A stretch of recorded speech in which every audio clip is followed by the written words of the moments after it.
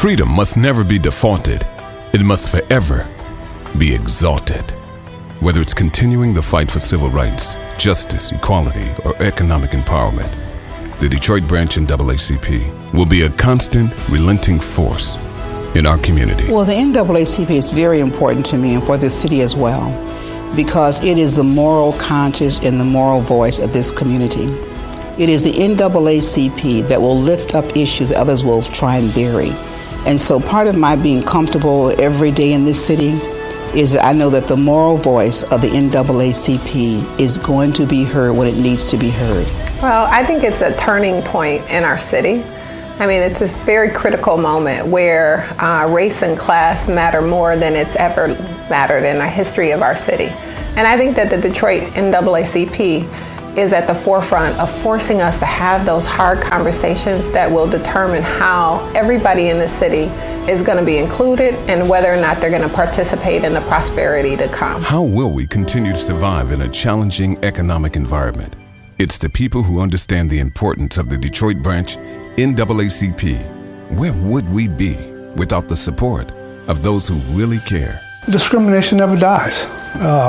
It takes on a new form, a different face. We have to continue to fight for the right of all people.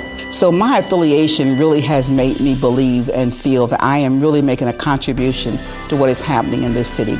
I am part of the solution and not part of the problem. I think that the NAACP is helping us think through the tough issues around equity that we need to as we really re-envision our city and we start thinking about what a city will look like after it comes through bankruptcy and how we create a better city that's going to be good for everybody and especially for the people who've held the city together, African Americans. The historical roots of the NAACP run deep. The Detroit branch has remained the largest branch of the NAACP since its inception in 1912.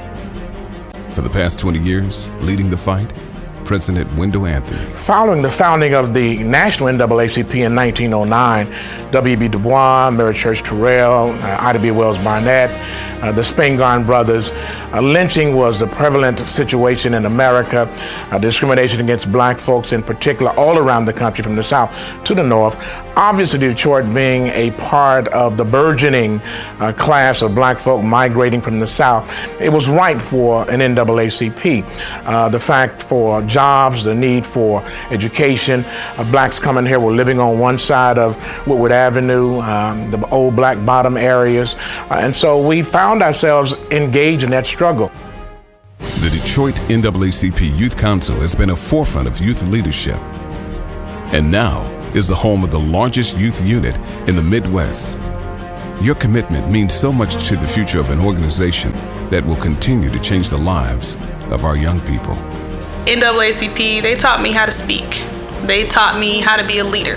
They taught me how to be an advocate. They taught me, these are not the things that you thought may have mattered so much as a young person. Well, these are the things that really matter, that affect your life, affect your system, affect your livelihood.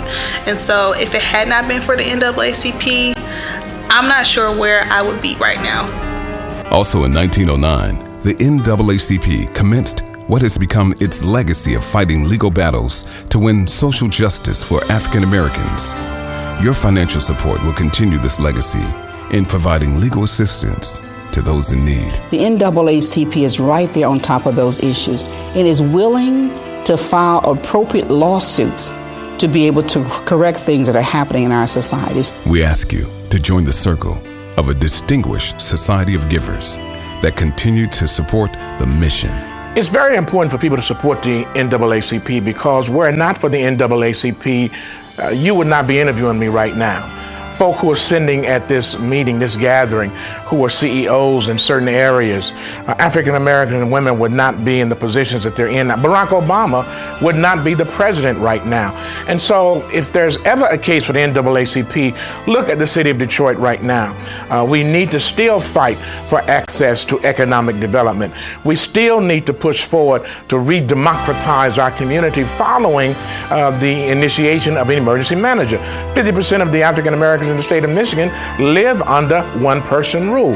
That's a call for the NAACP. As a President's Circle founding member, you'll receive your personalized Freedom Walk brick at the entrance of the Detroit branch NAACP, along with special recognition on the giving tree of the President's Circle Wall of Justice. We appreciate your support as we continue our walk to freedom, our walk to justice, our walk to equality, our walk to empowerment, and of course, our walk by faith, the Detroit branch NAACP.